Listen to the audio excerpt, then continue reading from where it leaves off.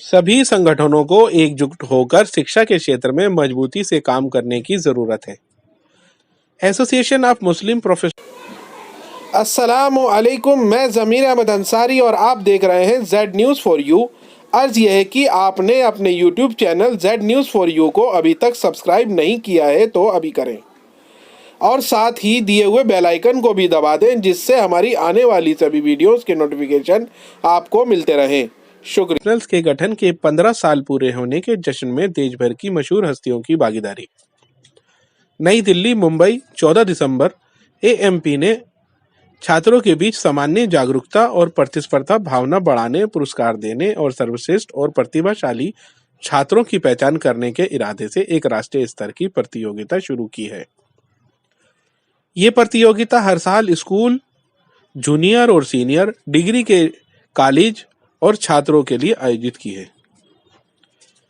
इस साल इस मुकाबले में पूरे हिंदुस्तान से 5,000 स्कूलों, 1500 कॉलेजों से 1 लाख छात्रों की रिकॉर्ड तोड़ भागीदारी सुनिश्चित करने में कामयाब रहे हैं।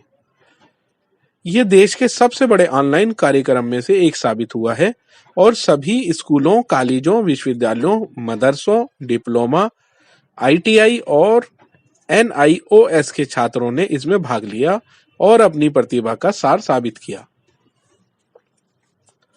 उक्त विचार अखिल भारतीय मुस्लिम संगठन के राष्ट्रीय अध्यक्ष श्री शब्बीर अहमद अंसारी ने मुंबई के प्रसिद्ध इस्लाम जिमखाना में एसोसिएशन ऑफ मुस्लिम प्रोफेशनल्स की गठन की 15वीं वर्षगांठ के उपलक्ष्य में एएमपी के नेशनल टैलेंट सर्च 2022 के विजेताओं को पुरस्कार के बाद संबोधित करते हुए विचार व्यक्त किए।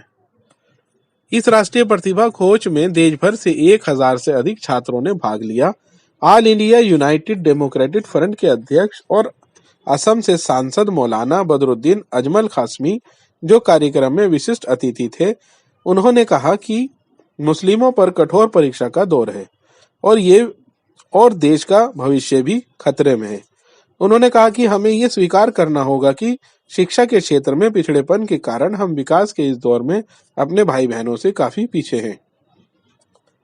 सभी संगठनों को एकजुट होकर शिक्षा के क्षेत्र में मजबूती से काम करने की जरूरत है। शुरुआत में एसोसिएशन ऑफ मुस्लिम प्रोफेशनल्स के अध्यक्ष श्री आमिर इदरीसी ने एएमपी की 15 साल की यात्रा और एक साथ आने का सुंदर वर्णन किया। उन्होंने संगठन के बारे में जानकारी दी, अगले 10 वर्षों के लिए प्राथमिकताएं। उन्होंने कहा कि देश के 200 जिले जहां मुस्लिम बड़ी संख्या में रह रहे हैं, एएमपी के काम के केंद्र बनेंगे। Shaheen group of institutes Bidar, Karnataka के चेयरमैन अब्दुल कादिर ने साफ तौर पर कहा कि मुसलमानों को मौजूदा हालत में व्यापक और ठोस योजनाएं अपनानी चाहिए। इस्लाम जिमखाना के अध्यक्ष व पूर्व विधायक एडवोकेट यूसुफ अब्रहानी ने कहा कि एएमपी ने देश भर के शिक्षित युवाओं को इस मंच से जोड़कर एक क्रांति ला दी है। आवश्यकता इस बात की है कि देश की सभी सदस्य इस मिशन और इस कार्य में भागीदारी बने। मुंबई के विधायक अमीन पटेल ने कहा, मैं एएमपी के शुरू से ही इससे जुड़ा रहा हूं। इस संगठन ने बहुत ही कम समय में पूरे भारत में अपना कार्य फैलाया है और मुझे ये विश्वास है कि आने वाले दिनों में ये देश में मुसलमानों का सर्वाधिक प्रतिनिधि संगठन बनकर उभरेगा। सईद खान ने कहा, देश भर के सर्वश्रेष्ठ प्रदर्शन करने वाले संस्थानों और छात्रों के प्रतिनिधियों को संगठित और समय समय पर पेश किया। कार्यक्रम में हैदराबाद, दिल्ली, भोपाल, कर्नाटक, तमिलनाडु, केरल, उत्तर प्रदेश, राजस्थान और असम के छात्रों और एमपी के प्रतिनिधियों ने भी भाग लिया। कार्यक्रम में देश भर से शिक्षा के क्षेत्र में काम करने वाली प्रमुख हस्तियों ने भाग लिया, जिसमें ग्रेविटी कोचिंग संस्थान लखनऊ के मोहम्मद अशफाक, सेबी ग्रुप ऑफ इंस्टीट्यूशंस बीजापुर के पोनेकर साहिब, फाल्कन ग्रुप बेंगलोर के Abdul Subhan, association of Muslim doctors Bihar के डॉक्टर अतहर आजाद, शाहीन लखनऊ के डॉक्टर अब्दुल अहमद प्रसिद्ध हस्तियां मौजूद थीं।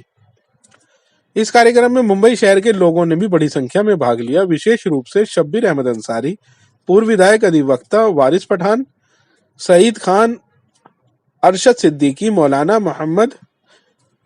मौलाना महमूद दरियाबादी, फरीद शेख, मौलाना अब्दुल जब्बार महिर अल कादरी, मौलाना जहीर अब्बास रिजवी, मौलाना बुरहानुद्दीन कासमी व मौलाना इरफान अलीमी, शहबाज सिद्दीकी आदि ने शिरकत की।